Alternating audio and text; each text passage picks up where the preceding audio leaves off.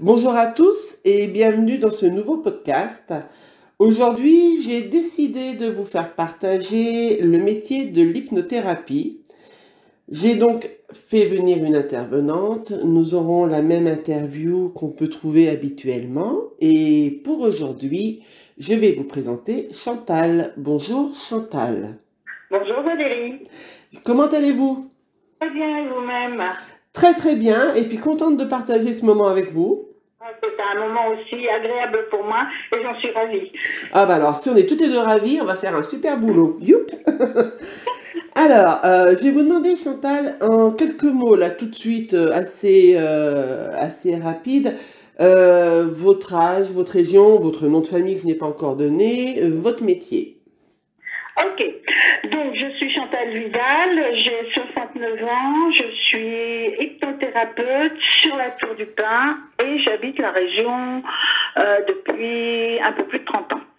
D'accord, merci. Et du coup, alors, hypnothérapeute, je sais, moi, de par rapport aux gens que je rencontre, on se fait souvent des idées, on met un peu de tout dans l'hypnose, on fait des mélanges entre l'hypnose du spectacle, entre l'hypnose de la thérapie, même dans l'hypnose de la thérapie, on a encore des façons différentes, au point où on s'y perd un peu, et alors là, pour le coup, moi-même aussi. Alors, je vais vous Alors, je vais demander... essayer de faire quelque chose pour vous. Ah, ça, Je vais c'est vous gentil. expliquer, je pratique donc l'hypnose ericksonienne, qui est donc une hypnose qui a été mise au point par un psychiatre qui est né en 1901 plus exactement et qui est décédé en 1980 et qui s'appelait Milton Erickson. Donc, d'où l'hypnose ericksonienne. Cette hypnose est une hypnose médicale qui permet comment dire, de sortir les gens d'un certain nombre de problématiques. C'est quelque chose qui est doux et respectueux. Je ne sais pas si je vais vous en dire un peu. Oui, je vais vous en dire un peu plus quand même sur cette hypnose. C'est-à-dire que la personne arrive, allez, je vais prendre le plus banal et le plus récurrent que je vois, Ouais. c'est avec un désir d'arrêter de fumer. Eh bien, grâce à ce travail, qui est un travail dans un premier temps d'écoute, d'aller chercher qu'est-ce qui pousse la personne à avoir ce comportement et qu'est-ce qui fait que surtout elle ne souhaite plus l'avoir, eh bien on va aller travailler là-dessus, elle va être guidée et on travaille là-dessus pour qu'elle n'ait plus d'intérêt pour ce produit. D'accord, parce qu'on part donc du principe que chaque addiction, chaque problématique, Oui. quand on vient à votre rencontre, relève souvent justement un problème personnel à régler sur un passif, c'est ça, émotionnel? Lorsqu'on vient, alors l'hypnose en soi n'est pas une médecine, donc on vient la plupart du temps parce que on a épuisé, on va dire, toutes les ressources que le médecin généraliste ou autre a pu prescrire. On vient parce que le problème se situe avec un conflit qu'on a avec soi-même. C'est-à-dire D'accord. c'est soit un blocage, soit un trauma, soit il s'est passé quelque chose en soi, où il y a un vide en soi, il y a un manque de quelque chose qui fait que la personne va développer un problème, qui peut être de l'ordre de l'anxiété, qui va être donc des addictions, qui va être un tas de problèmes divers et variés. Oui, les phobies, les choses comme ça. Voilà, que seule la médecine ne va pas régler puisque le problème, il n'y a personne qui peut le régler. D'accord. Et quand on vient vous voir, imaginons, je viens vous voir, j'ai un problème. Bon, d'ailleurs, j'en ai pas qu'un. Je viens vous voir, j'ai un problème. Comment se déroule un rendez-vous? En fait, le premier rendez-vous, parce que je pense que les personnes qui viennent vous voir sont certainement stressées de ce qu'elles vont rencontrer. Oui, bien sûr.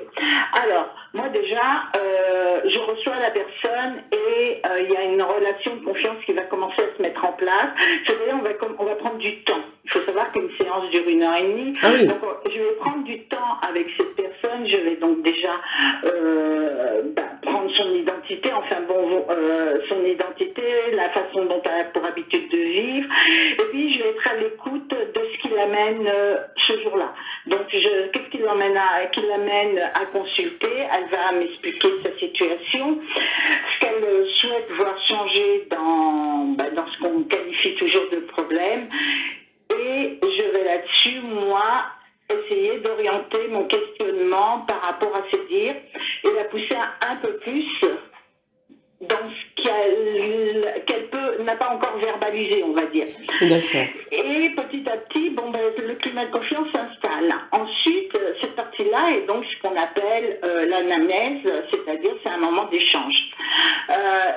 Dans ce moment d'échange, je prends des notes. Ces notes qui vont de temps me servir après pendant la séance d'hypnose. D'accord. Ensuite, donc, je vais lui expliquer le travail d'hypnose, ce que j'attends de sa part, c'est-à-dire ce qu'est l'hypnose.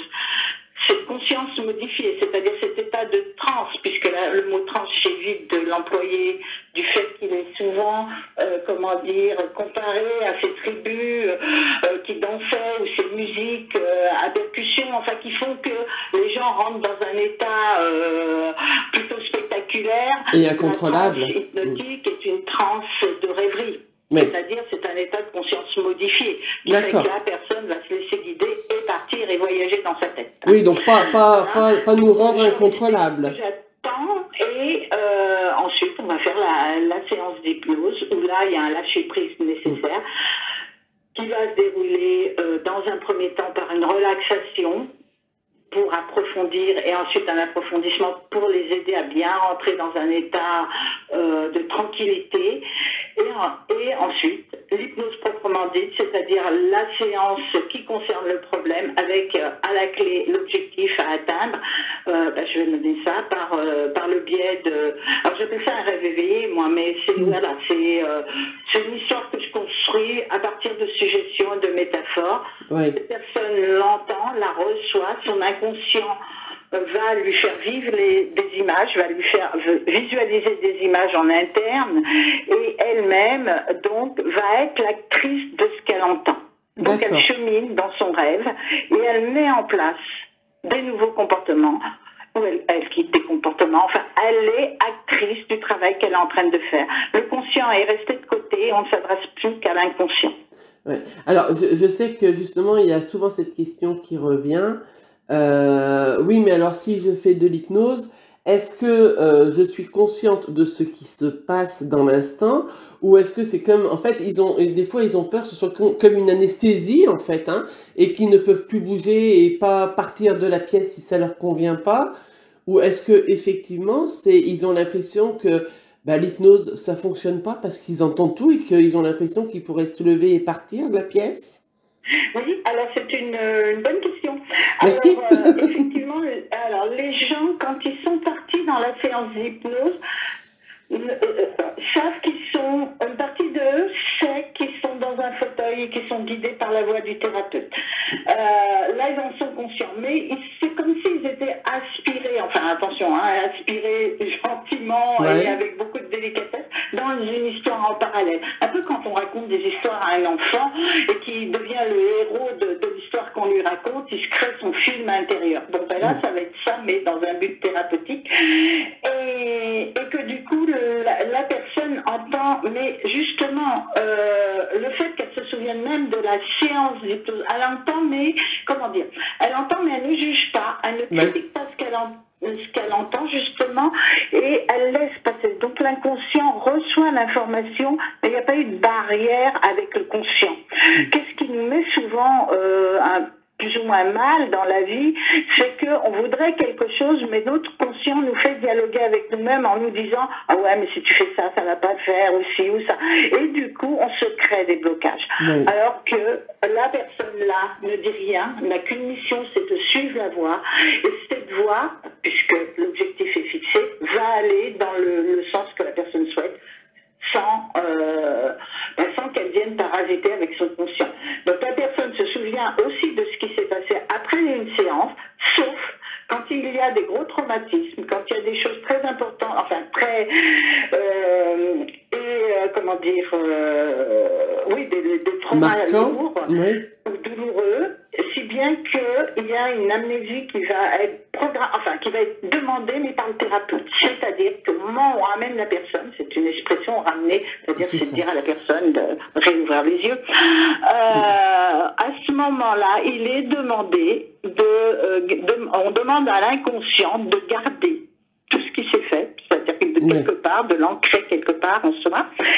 Et on demande au conscient d'oublier tout ce qui s'est dit. Et le fait d'envoyer la suggestion d'oublier tout ce qui s'est dit, la personne ne sait plus ce qui s'est dit. On va avoir comme ça des petits morceaux qui vont lui revenir. Mais voilà, le travail reste à l'intérieur, si je peux m'exprimer comme ça. Ouais, c'est ça. Et le travail se fait en interne. Mais c'est... de façon automatique. Alors c'est génial parce que je vais donner un petit peu mon avis aussi de mon côté parce que je trouve ça hyper intéressant. On entend souvent par retour des gens qui ont alors essayé des thérapies, mais c'est pas pour moi l'important n'est pas quel système de thérapie ils ont essayé, mais où ils ont l'impression justement qu'on réouvre les blessures fatalement pour pouvoir les travailler. Et qu'après, beaucoup me disent, mais du coup, et moi je rentre à la maison, et en rentrant à la maison, et ben, je me retrouve avec toute cette douleur qu'on m'a fait remonter, mais j'en fais quoi? Et la vraie question, elle est là, et effectivement, sur certaines méthodes, ben, je ne vois pas la nécessité de faire remonter des douleurs à quelqu'un où il y a des larmes, où il y a vraiment des souvenirs anciens difficiles. Et puis après, dire à cette personne, ben, le rendez-vous est terminé, merci, au revoir. Et voilà, on a le et, point d'interrogation, il se passe quoi? Voilà. Alors effectivement, on en fait quoi de tout ça? Ben, c'est bien difficile de dire, sauf qu'elle va pas être bien. C'est ça. Donc effectivement, l'objectif, c'est quand il y a vraiment de la douleur, ce qui n'empêchera pas les larmes pendant la séance, hein, mais bon, il faut bien à un moment donné aller faire du rangement, si je peux dire comme ça, ou tout au moins à faire que son passé que cette personne peut regarder ne lui procure plus après d'émotions dérangeante. Hein. C'est-à-dire on ne réécrit pas une histoire, on a un passé, on a notre passé, et même s'il a été douloureux, il faut à un moment donné aller le revoir pour mieux l'oublier, enfin pour oublier, tout au moins effacer l'émotion qu'il procure. Donc c'est pour ça que dans certains cas bien précis, il est effectivement demandé à l'inconscient alors, à l'inconscient de tout garder, bien évidemment, puisque c'est l'histoire de la personne et c'est surtout la séance qui vient de se dérouler, mais demander à la personne d'oublier tout ce qu'il s'est dit. D'accord. Voilà. Et la personne, j'en ai eu le cas récemment, me dit, mais je me souviens de rien. Je lui dis oui, je vous ai demandé d'oublier ce qu'il venait de se dire. Elle me dit oui, je me souviens juste de cette phrase-là. Ben c'est ça qui est plutôt bénéfique, me semble-t-il. Bien sûr, oui, parce que le reste va se faire en interne. C'est ça. C'est-à-dire que là, elle va plus avoir d'émotion, elle va pas... Voilà, le travail va se faire et elle va pouvoir valider son travail après, au fil des jours, au fil des semaines, et voire des mois, selon la problématique. Mais bien sûr. L'hypnose étant une thérapie brève, c'est assez rapide. Le changement est rapide. Ça, c'est bien. Justement, très souvent, on entend aussi les gens dire « Ah ben moi, l'hypnose, j'y vais pas, parce qu'alors, le lâcher-prise, c'est pas pour moi, je suis incapable, je serai pas réceptif. » Finalement, est-ce que ça existe une personne qui ne sera jamais réceptive à l'hypnose? Non. Ça n'existe pas. Pourquoi? Parce que tout simplement, l'hypnose, c'est un état. Alors, je dis l'hypnose égale conscience modifiée. Hein. Ouais. Donc, la conscience modifiée est un état naturel. On est tous, à plusieurs moments dans la journée, en état de conscience modifiée. Je vais prendre un exemple. On est en train de faire un travail répétitif. Donc, on le fait bien, on le fait parfaitement bien. Et d'un autre côté, on peut très bien mentalement revivre nos dernières vacances, entendre un tel nous parler de je ne sais quoi, et de vivre ce film à l'intérieur de nous. Là, on n'est pas dans un but médical, bien évidemment, on est dans une rêverie et la personne bosse en même temps. Donc, la conscience modifiée, il n'y a pas de problème avec ça, on peut tous, ça fait partie de nous. Par contre, on va revenir sur le lâcher-prise. Effectivement, le lâcher-prise, c'est la chose dont... voilà, c'est la façon dont on va amener la personne à se sentir bien avec le thérapeute, enfin donc avec moi en l'occurrence, la façon dont je vais l'amener à se sentir bien, à souffler un bon coup, qui va faire que la confiance qui s'est installée, la personne va lâcher prise, elle va se laisser guider. Mais partir sur l'idée, non, l'hypnose, tout le monde n'est pas réceptif, non, ça c'est effectivement, c'est bon, des choses qui se disent, mais ce n'est pas possible. Pour la simple raison que c'est un état naturel. Et que cet état naturel, ces gens-là l'ont vécu, tout le monde est un exemple. On est en voiture, on sait qu'on passe toujours devant, mettons, la fontaine quand on rentre à la maison et que Oui. là on arrive à la maison, on se dit j'ai pas vu la fontaine, je suis déjà arrivée. Oui, ça veut dire qu'à ce moment-là, pendant son trajet, la personne était en état de conscience modifié. Ses pensées étaient parties ailleurs et pourtant elle conduisait sans aucun problème. C'est des choses qui nous arrivent à tous. Hein. Oui, et sans même s'en rendre compte. Que je peux prendre comme exemple, mais voilà, c'est quelque chose qui est fréquent et on ne s'est pas posé la question, on ne s'est pas demandé mais où est-ce que j'étais. Non, on était bien là, bien présent, mais en même temps, par la pensée, on était parti. Oui. Et quand on fait un rendez-vous chez vous, comment ça se passe? Parce que les gens ont souvent peur de ça aussi, c'est de se dire, ouais, mais moi j'ai pas envie d'y aller pendant 15 rendez-vous. Quand on fait un rendez-vous, est-ce que automatiquement ça nous amène sur un suivi en hypnothérapie, ou un seul rendez-vous va suffire, ou ça dépend justement du cas que vous allez traiter? Alors oui, déjà ça dépend du cas, mais il faut savoir que d'une façon générale, que ce soit moi ou ma collègue, puisqu'on est deux au cabinet, on pratique de la même façon. La personne va venir, on sait d'emblée que pour la problématique qu'elle veut venir, un rendez-vous n'est pas suffisant. Mais un rendez-vous va lui permettre déjà de valider certains changements. Donc va venir renforcer l'idée qu'elle pouvait se faire de l'hypnose en général. Mais ces personnes-là sont prévenues. Il n'y a jamais d'emblée un deuxième rendez-vous qui est fixé à la fin de la première séance. À la fin de la première séance, on fixe un rendez-vous téléphonique 8-10 jours après pour faire le bilan sur la séance qui s'est passée.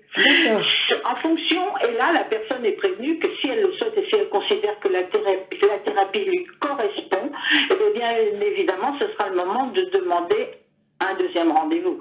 Mais disons, tant que la personne n'a pas le recul nécessaire pour elle-même tirer une conclusion de ce que l'hypnose a pu lui apporter, il n'y aura pas un deuxième rendez-vous de fixer. D'accord. Oui, donc ça lui permet aussi, elle, de pouvoir prendre le temps, se rendre compte si elle a ressenti un bienfait, un apaisement, si effectivement elle se sent à l'aise avec ça aussi, du coup, parce que il faut aussi être à l'aise avec l'hypnose, ou alors de se dire carrément, bon, finalement, c'est peut-être pas pour moi, je vais partir sur autre chose. Absolument. Non, mais absolument. Je dirais, peu importe la thérapie, le principal, c'est de sortir de son problème. Donc, oui, la personne essaye, elle se sent bien avec, elle note des changements qui se mettent en place, parce qu'il faut savoir qu'on n'arrive pas, comme je leur explique, tout noir et qu'on va sortir tout blanc. Non, il faut un temps, il faut que le travail se fasse. C'est un travail que la personne va faire. C'est des nouveaux automatismes qui se mettent en place. C'est donc des changements en profondeur. Donc, évidemment, au bout de quelques jours, eh bien, on peut noter un petit changement selon le problème ou la façon d'aborder le problème, c'est-à-dire ne plus forcément se focaliser dessus et du coup prendre un peu de distance sur le regard qu'on porte sur son propre problème et s'apercevoir que de cette façon-là, on est en train de l'éloigner de nous et donc de s'en défaire. Bon, après, il faut être attentif à soi, il faut savoir relever les changements, mais après, si la personne ne note rien et si elle a l'impression que, à part qu'elle était bien détendue à la fin de la séance, et parce que c'est le cas pour tous, ça, mais que ça lui a rien apporté d'autre, eh bien, oui, il faut qu'elle essaye une autre thérapie. D'accord. Et aujourd'hui, on est donc confronté à vraiment un bouleversement mondial, puisqu'on va parler de la Covid, avec des confinements. Lors de ces confinements, on sait que ça a été compliqué de pouvoir maintenir des rendez-vous. Est-ce que vous, du coup, vous pouvez le faire à distance? Si oui, comment pratiquez-vous à distance? Et surtout, est-ce que quelqu'un qui nous écoute aujourd'hui, qui serait par exemple sur Paris et qui adore votre voix, qui aurait envie de venir vers vous, mais bon, la distance kilométrique, est-ce qu'on peut faire plusieurs séances d'hypnose avec vous à distance? Alors, oui, je ne l'ai pas pratiqué. J'aime bien avoir les gens dans le cabinet, y compris des gens de Paris qui sont venus. Non, c'est vrai en plus. Mais bon, ça paraît toujours fou, mais c'est vrai. Mais ça, c'est le bouche à oreille. Je dis ça me fait sourire sourire parce que je me dis quand même, moi, j'ai une toute petite là, à la Tour du Pin et j'ai des gens qui viennent de Paris. Enfin, il n'y en a pas non plus des milliers et des cents, mais ça a été le cas. Oui, je peux le faire via Messenger, enfin bon, en vidéo, c'est possible. J'aime bien avoir quand même la personne à côté de moi. Je trouve que l'alliance se passe beaucoup mieux. C'est-à-dire qu'on est proche, on échange, mais bon. Voilà, c'est possible par vidéo. Pendant les confinements, le premier, le cabinet était totalement fermé, donc de toute façon la question, même vidéo, là, ne s'est pas posée parce qu'on a tous, j'imagine, plus ou moins été pris de court. Oui. Le deuxième confinement, ben, tout simplement, le cabinet est resté ouvert puisque nous, on n'avait pas de consigne de fermer, donc avec évidemment les gestes barrières. Bon, il y a juste, enfin, je veux dire, j'ai rarement eu des demandes de vidéos, j'en ai pas pratiqué, mais j'en ai rarement eu. Donc, bon, parce que je mets toujours en avant que c'est bien de venir au cabinet, quoi. Mais c'est vrai, je le pense sincèrement. Oui, non, mais certainement. Enfin, pour moi, c'est mieux. Oui. Oui, puis après, moi, c'est pareil. Je pars du principe que c'est un petit peu quand on me dit, je sais pas si je peux vous appeler tout de suite pour un contact des fins, si je suis prête. Très souvent, je dis, mais justement, c'est le fait que vous décrocherez votre téléphone qui vous dira que vous êtes prête. Vous, pour vous, c'est le fait de faire la démarche, prendre le téléphone, aller jusque vers vous, qui montrera aussi qu'on est prêt à aller plus loin avec vous. Oui, absolument. Et ça, c'est important. Absolument, parce que déjà, rien que le fait de prendre le rendez-vous, la personne se met déjà dans une démarche thérapeutique. Elle commence à... Moi, j'ai des personnes qui sont venues me dire que depuis qu'ils avaient pris leur rendez-vous, ils allaient déjà un peu mieux. Mais j'ai eu la même chose, c'est pour ça que ça me fait sourire. Ouais. Je veux dire, je ne sais pas si c'est votre voix ou... Ils se prennent en charge à ce moment-là. Ils ont cette démarche-là et ils vont trouver la solution pour sortir de ce qui leur empoisonne la vie. Donc, eh bien, la prise de rendez-vous est déjà le premier pas. C'est ça, tout à fait. Alors, on a bien compris qu'il y avait l'arrêt de la cigarette. Très souvent, on entend ça, oui, en plus, sur la cigarette, arrêt du tabac, l'hypnose. Alors, on a les j'ai essayé, ça a fonctionné, j'ai essayé, ça n'a pas fonctionné. Ah bah alors, si je vous perds. Bon, du coup, on a eu un petit souci quand même, on va être honnête, hein. Notre téléphone a coupé, dites donc nous revoilà en ligne. Vous êtes toujours là, Chantal, rassurez-moi. Oui, je suis là. Alors, désolé hein, pour cette coupure, désolé à tous, et puis désolé pour vous, Chantal. J'étais en train de vous dire qu'on se dit souvent que l'hypnose, on le fait pour l'arrêt du tabac. Il y a ceux qui vont dire qu'ils ont fait de l'hypnose, ça a fonctionné. D'autres, j'ai fait l'hypnose, mais ça fonctionne pas. D'autres, je l'ai fait, ça a fonctionné 3 mois, mais j'ai repris.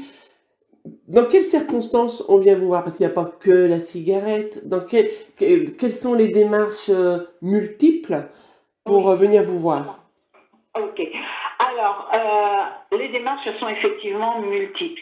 Les gens se traînent des problèmes type, on va prendre l'exemple des problèmes anxieux, du stress, des angoisses, des manies, les tocs, les tics, enfin bon, des troubles du sommeil, il y a les problèmes alimentaires, tout ce qui est addiction, addiction autant alimentaire que donc le tabac. L'alcool également, mais bon, l'alcool jusqu'à un certain niveau. Donc c'est des dépendances, c'est des problèmes, des troubles psychosomatiques, comme les problèmes de peau, d'allergie, les acouphènes aussi, enfin bref.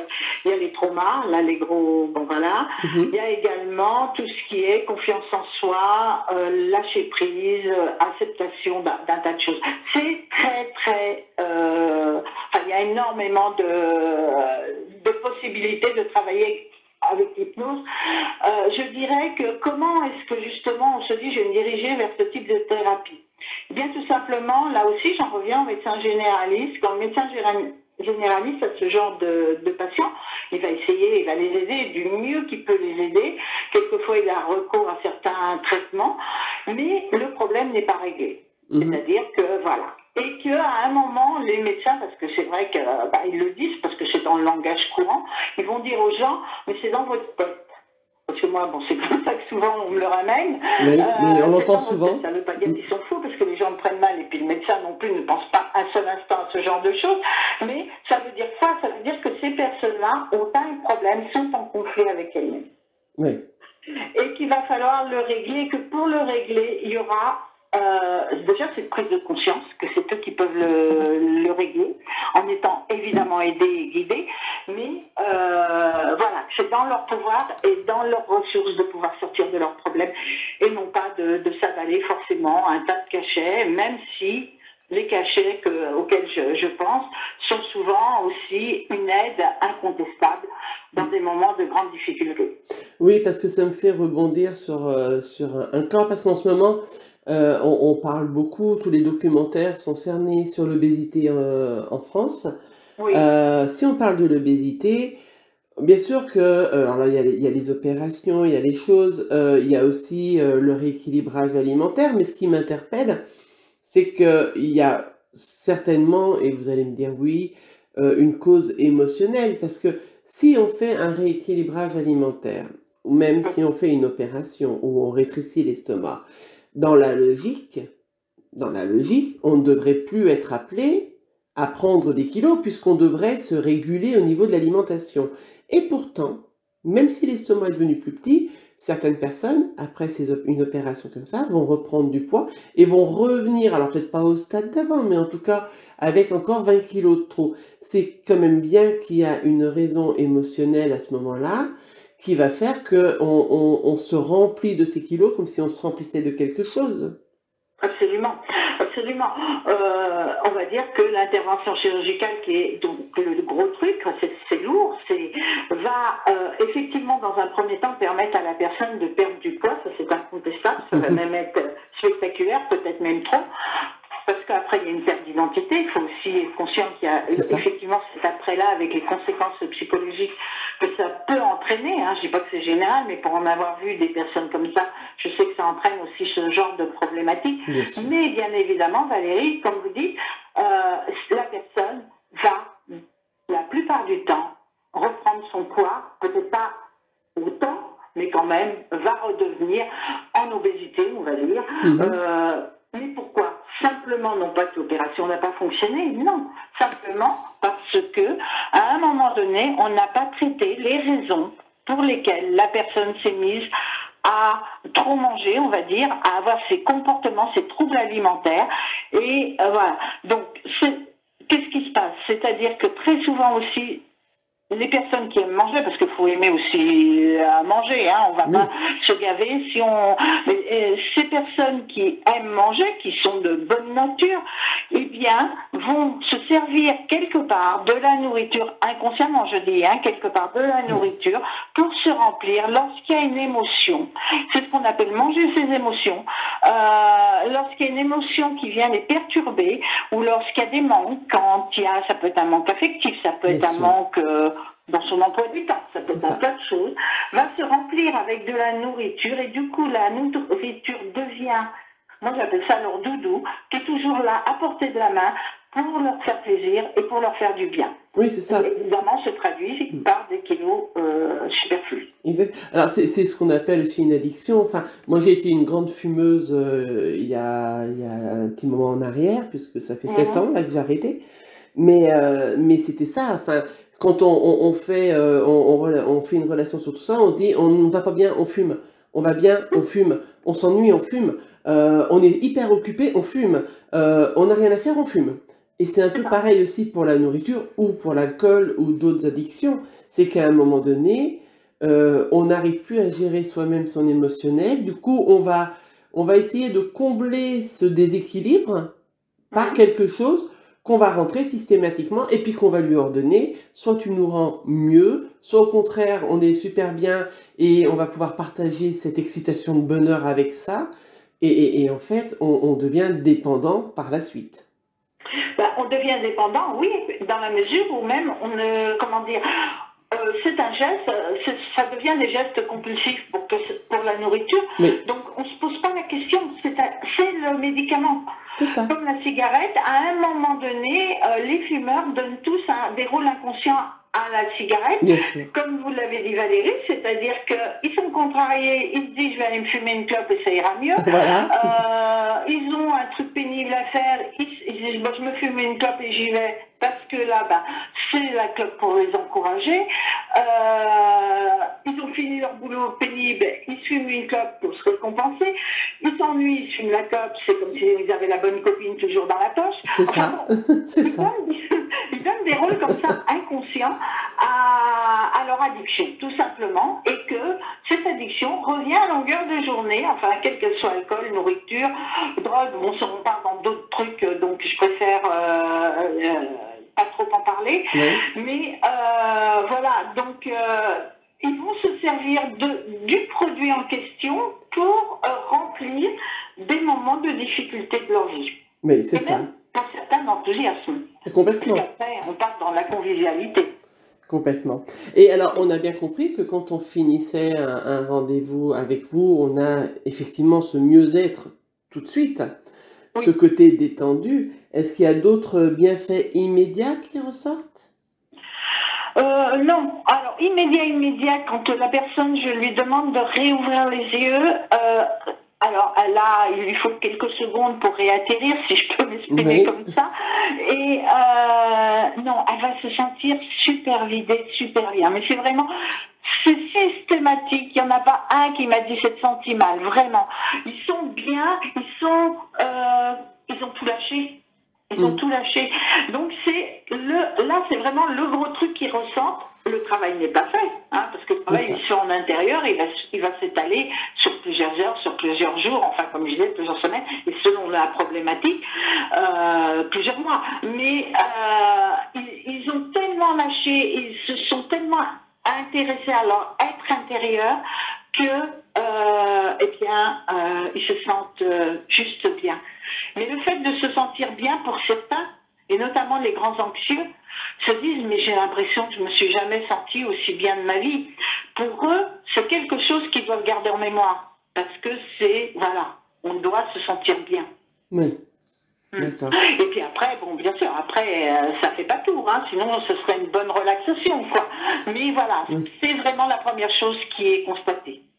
Et est-ce qu'on est assuré finalement, alors 1, 2, 3, 5 rendez-vous, mais est-ce qu'on est assuré d'une réussite dans notre démarche? Alors, on n'est jamais assuré parce qu'il n'y a jamais rien de garanti à 100%.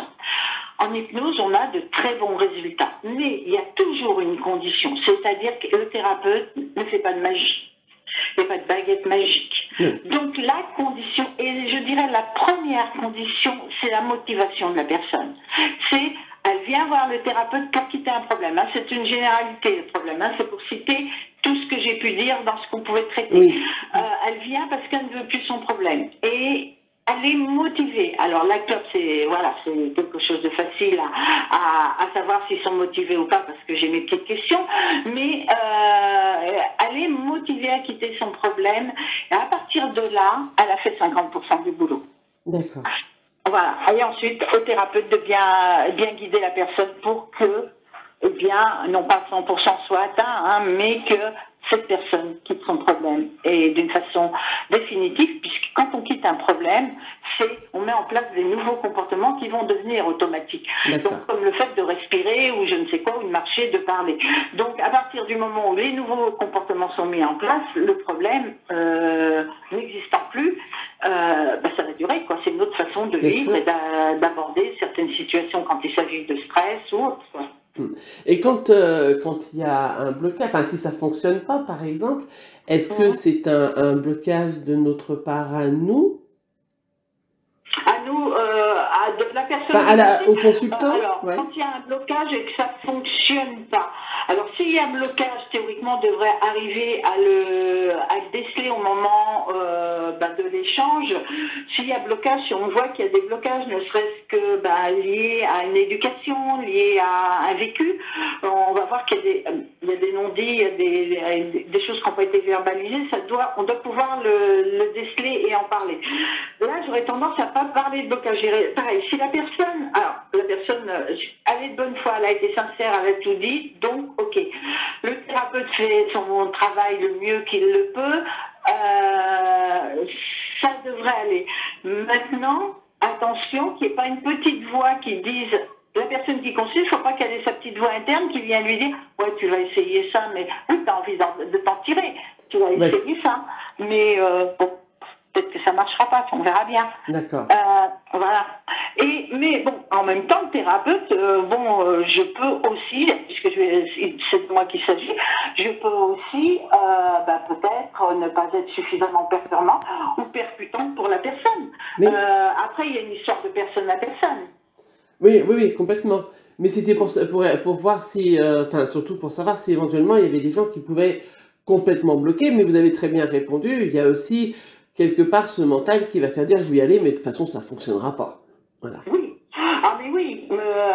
mais oui, mais ça je l'ai vu combien de fois, et ça peut fonctionner, attention, parce que quand ces gens-là peuvent me le dire, je viens vous voir parce que un tel et un tel, je sais que ça a bien fonctionné, et patati et patata, et vous alors, moi évidemment je rebondis là-dessus, quelles sont vos motivations et tout, et qu'est-ce que vous souhaitez voir aboutir, quel est votre objectif? Oui, mais enfin moi je sais que je viens voir, mais je suis un petit peu sceptique, quoi.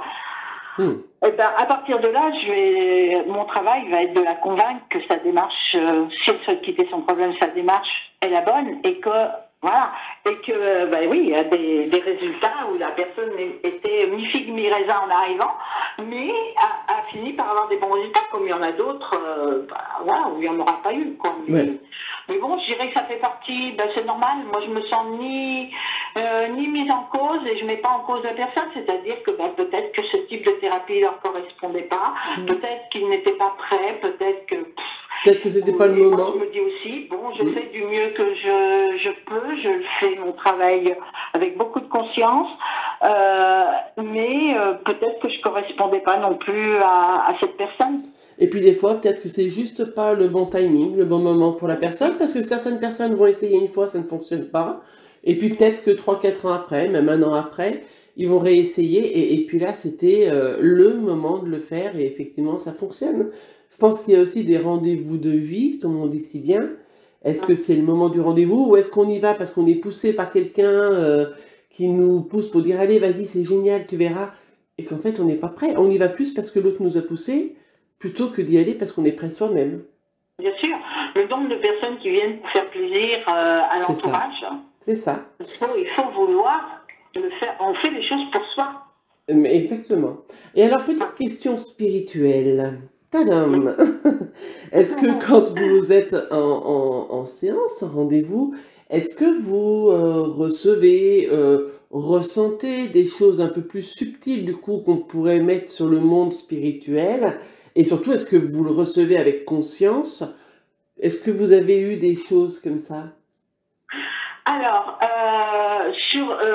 par rapport au monde spirituel, je dirais que moi, je fais confiance à mon intuition. Donc, je ne sais pas comment je dois l'interpréter. J'ai de l'intuition, j'ai des ressentis. Par contre, j'ai un exemple, le souvenir de quelqu'un, que j'ai rencontré il y a quelques temps. C'est pas non plus très très vieux, mais bon, c'était pas hier, quoi. Et qui donc me parlait de sa tante, et on était donc au cabinet en face à face, et il me dit ma tante est à côté de vous. Et au moment où il me dit ça, je me sens envahie de frissons, et effectivement, je devine sa tante. D'accord. Moi, je parle comme ça, parce que voilà, à ce moment, je la ressens, je la devine, et puis donc on continue à échanger. Bon, je me dis, ok, elle est là. Bon, de toute façon, on est là pour le bien de son neveu, donc il n'y a pas de souci. Et à un moment, il me dit, ça y est, elle est partie. Ça me rappelle des frissons, rien mais voilà, donc des petites choses comme ça, oui, mais rarement en fait. Voilà, c'est pas le côté systématique où attention, je vais me connecter et je vais travailler sur vous. On est bien d'accord? Non, parce que même si je m'intéresse beaucoup à ces choses-là, moi je me suis pas orientée de cette façon-là. Donc je suis prête à ressentir un certain nombre de choses, je pense, mais on ne m'envoie pas des messages. Voilà. Vous êtes en ouverture spirituelle, pour autant vous ne faites pas de votre hypnose une méthode spirituelle. Absolument. C'était la différence que je voulais faire. Valérie, tout à fait. Oui, je m'épate, des fois. Et alors, très souvent, je demande aux intervenants, oui, mais je suis vraiment incorrigeable. Très souvent, je demande aux intervenants est-ce qu'ils ont une anecdote marrante. Vous, je vais faire différemment. voilà, vous passerez à un autre système. Je vais vous demander, est-ce que vous avez... Alors moi, je vais mettre un mot, Chantal, qui n'est peut-être pas le juste mot, et Ouais. qu'on ne confonde pas avec le côté miracle. Est-ce que vous avez eu des résultats spectaculaires à vos yeux que vous pourriez nous partager, de dire, ben voilà, ça franchement, même moi encore, j'en reste waouh. Oui. Alors oui, parce que j'aime même raconter ce que je vais donc vous raconter Oui, à certains de mes clients. J'ai eu en mémoire une petite fille d'une huitaine d'années, il y a de ça maintenant 7 ou 8 ans. Elle vient me consulter, enfin la maman me l'amène sur une demande médicale, me l'amène en consulte pour voilà, me disant que sa fille a un gros problème et qu'il faut que je la voie pédiatre. Donc j'ouvre et à ce moment-là, je vois une petite fille qui est maintenue par la taille par un adulte et qui a une jambe qui traîne derrière elle. Donc sa jambe, ben, je crois bien, même si je la revois, là, c'est peut-être sa jambe droite qui traîne. Et à ce moment-là, je me dis, mais je vais faire quoi? C'est pas possible. Pour moi, elle était hémiplégique. Hein. Voilà. d'accord. Donc là-dessus, j'écoute la maman, j'écoute le pourquoi elle consulte, ce qui s'est passé. En fait, ce qui s'est passé, c'est que cette petite fille avait rencontré un médecin.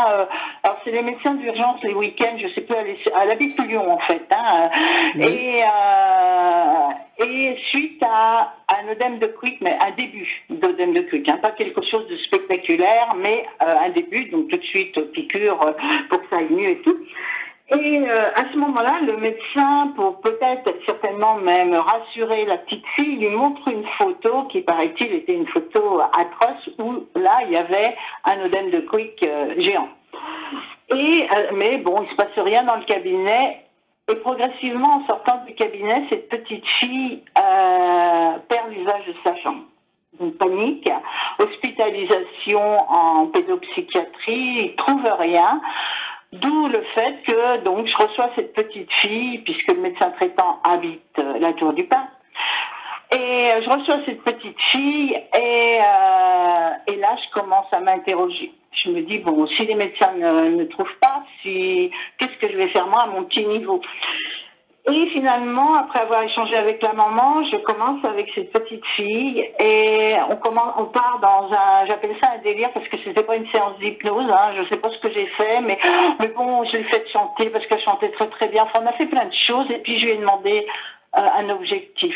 Parce qu'il fallait savoir que non seulement elle n'utilisait pas sa jambe, mais qu'en plus, elle avait le côté droit, donc le bras qui pendait et la tête qui penchait du côté droit. Donc elle avait d'accord. vraiment comme une paralysie. Hein. Oui. Et elle me dit qu'elle aimerait tenir sa tête droite. C'était sa Hmm, première demande. Et la maman me demande d'accélérer les séances et de la revoir 3 jours après. Je fais jamais ça. Hein. Il y a au minimum 3 semaines normalement entre d'accord. deux séances. Ok, on part là-dedans. Et 3 jours après, je vois la petite fille arriver avec un très beau chapeau. On était au mois d'octobre et la tête bien droite. Hmm, Premier objectif atteint. Et là, j'en frissonne encore en vous le racontant. oui, Et finalement, donc là, on repart dans nos délires, hein, sans même calculer. Hein, je sais pas, je me laisse porter par ce qui me vient à ce moment-là à l'esprit. Et le deuxième objectif, c'est quoi? C'était de pouvoir marcher avec des cannes. Enfin, les trucs oui, les cannes anglaises. oui, Voilà. Et reséance 3 semaines après. 3 jours après. 3 jours après, on arrive en même temps. C'est-à-dire que moi, j'arrive au cabinet et elle descendait de voiture en même temps. La maman lui tend les cannes. Elle arrive avec les cannes, elle n'est plus maintenue par quelqu'un. Donc on refait une séance. La troisième séance, j'espérais pas l'avoir, parce que là, cette fois, on abandonne les cannes pour qu'elle puisse retourner à l'école. Puisque mon objectif, c'était de vouloir retourner à l'école. Je la vois, alors je me dis, chouette, elle va être sans les cannes. Moi, je commençais déjà à me dire, c'est merveilleux, quoi. En fait, c'est le truc, j'y crois pas, mais ça se passe, c'est bien réel, quoi. Et là, elle a les cannes, et je lui dis, bon, je lui demande comment ça va, et tout ça. La maman m'explique que oui, elle a les cannes, mais que dans la maison, elle les pose. oh, Ok. mais qu'elle prend les cannes pour sortir. Bon, c'est voilà, une assurance, voilà. Et donc, on fait cette troisième séance. Et l'objectif étant évidemment toujours de retourner à l'école et de ne plus avoir les cannes. Je l'ai pas revu une quatrième fois. J'ai juste eu un rendez-vous téléphonique avec la maman et avec cette petite fille. Et je savais, enfin quand j'ai eu ce rendez-vous téléphonique, on approchait, on était sur Halloween, puisqu'elle me racontait que elle était, elle allait faire avec ses cousins Halloween, et je savais qu'elle habitait en immeuble et qu'il y avait les escaliers et tout ça à monter et à descendre. Et voilà. Et alors, pour tout dire, évidemment, pour moi, ça a été un choc parce que je ne m'attendais pas à ça comme problématique à régler. Je ne sais pas comment je l'ai réglé. Ça s'est réglé en 3 séances, on va dire. Mais ça s'appelle tout simplement une conversion. C'est-à-dire que devant une peur, cette petite fille s'est enfermée dans sa peur. Elle n'a pas voulu, ça n'a pas été verbalisé évidemment, hein, mais elle a eu tellement peur de la photo qu'elle a vue qu'elle en a perdu. Elle ne voulait pas que ça lui arrive et elle en a perdu l'usage de ses jambes. C'est fou. Hein. Voilà. Alors ça me laisse un peu sans voix. Oui. Ça me laisse un peu sans voix, simplement parce que je trouve d'abord que l'histoire est belle, l'histoire est forte. La manière dont vous la racontez, c'est empreint d'une grande honnêteté et humilité. Du coup, tout ça fait que le bouquet final, ça peut pas faire autre chose que nous foutre des frissons. Oui, et je rajouterais quand même, il y a énormément, il y a beaucoup de situations où les gens sont en conversion, ils ne le savent pas. Et que peut-être à une époque, hein, quand on parle à l'époque de Freud et tout ça, c'était quelque chose qui était, on appelait ça la conversion hystérique, et notamment pour les femmes. Et on ne les traitait pas évidemment en psychothérapie, hein, mais il y a des situations où les gens se perdent soit l'usage de la parole, soit l'usage même, effectivement, la peur de marcher ou la peur de quelque chose, mais qui les paralyse, hein, j'entends, hein, c'est pas la simple peur, c'est carrément une paralysie parce qu'il y a une peur derrière. Eh bien, c'est une conversion ou un début de conversion et que, voilà, plus ce type de problématique est pris tôt, meilleur ils vont en sortir. D'accord. Ça laisse du coup beaucoup d'espoir. Oui. Non, mais bien sûr. Et justement, on parle d'espoir, du coup, ça m'emmène sur presque la dernière question, hein, le temps passe vite. Si je vous donnais là quelques instants et que vous puissiez faire passer un message qui vous tienne à cœur dans tout ce qu'on a dit, ou approfondir, ou autre chose, quel message aimeriez-vous faire passer, Chantal ?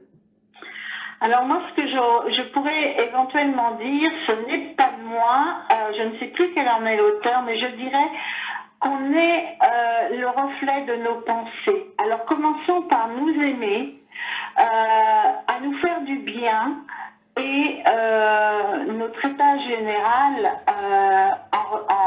s'en ressentira, quoi. C'est-à-dire que, voilà, écoutons-nous. C'est un beau message. Comment on peut vous trouver, Chantal? Vous avez une page Facebook, un site? Oui, alors j'ai une page Facebook, j'ai plein de trucs. J'ai Facebook, ça c'est certain, j'ai un groupe sur Facebook. Je dirais on peut me trouver si on demande à notre ami Google, c'est comme ça que je l'appelle, on tape Chantal Vidal, hypnothérapeute ou tout simplement la Tour du Pin, et il va sortir toutes les différentes. J'ai plusieurs pages, mais notamment sur Facebook. J'ai un site, mais j'ai un petit doute en ce moment avec le bon fonctionnement du site, donc à voir. Mais de toute façon, tout est répertorié dans Google. Hein. De toute façon, je vais faire comme d'habitude pour ceux qui nous écoutent. Si vous appuyez sur la petite flèche en bas de la vidéo, vous aurez aussi les liens de Facebook de Chantal, justement, du site aussi, les liens que vous allez me fournir, Chantal, hein, et sur lesquels on peut vous trouver de toute manière. Moi, alors, le lien du site, je le connais pas. Je le ferai par messagerie, Valérie, si vous voulez bien, je vous l'envoie. Oui, bien sûr, vous le faites pas. Et voilà, je vais faire ça comme ça, parce que bon, c'est le vrai que j'alimente régulièrement les différentes pages et autres, mais je retiens pas vraiment. Non, non, mais c'est pour ça, on va mettre les liens, vous inquiétez pas. Ça sera notre petite cuisine intérieure à toutes les deux. Mais on fera comme si on était super doués, vous allez voir. En tout cas, ce qui ressort de ce moment que nous venons de passer ensemble, ça va faire bientôt 50 minutes.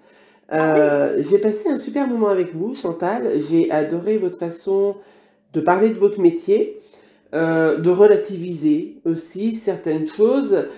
J'espère que vous avez pris, vous, en tout cas, autant de plaisir que nous, Chantal, à participer et à pouvoir répondre à tout ça. Oui, j'ai pris énormément de plaisir et j'ai même oublié que j'étais enregistrée. Ah, vous avez Merci vu? beaucoup, Valérie. Quoi? Merci beaucoup d'avoir pensé à moi. Ça, vraiment, ça me fait très chaud au cœur. Et c'est un grand plaisir, c'est une belle aventure et c'est quelque chose, voilà. C'est venu égayer ma journée. Eh bien, on va dire, avec un manque de soleil. Donc, ça a mis de la lumière autour de moi. Je trouve ça super. Eh ben, c'est ce qu'on appelle le partage, parce que j'espère que vous en aurez mis dans ceux qui écoutent. Moi, en tout cas, ça m'a aussi éclairé sur beaucoup de choses. Et j'ai envie de finir ce podcast, puisqu'il s'appelle « Et si c'était possible », par une réflexion toute simple. On est toujours en train de se dire que dans notre monde, personne ne s'écoute, que plus personne ne s'écoute. Mais finalement, si on commençait par s'écouter soi-même, et si on prenait le temps de prendre soin de soi, peut-être, et je dis bien seulement peut-être, que le monde se porterait mieux, de mieux en mieux, parce qu'on aurait tous été actifs de quelque chose, mais en commençant par soi. C'est sur cette réflexion que je vais tous vous quitter. Je vais vous remercier de votre écoute et puis de votre fidélité. Chantal, encore un grand merci. Et puis je vous dis... Valérie, merci beaucoup. Merci à tous d'avoir écouté. Et on va souhaiter une belle journée à ceux qui écoutent. Je vous dis à très vite, à très bientôt.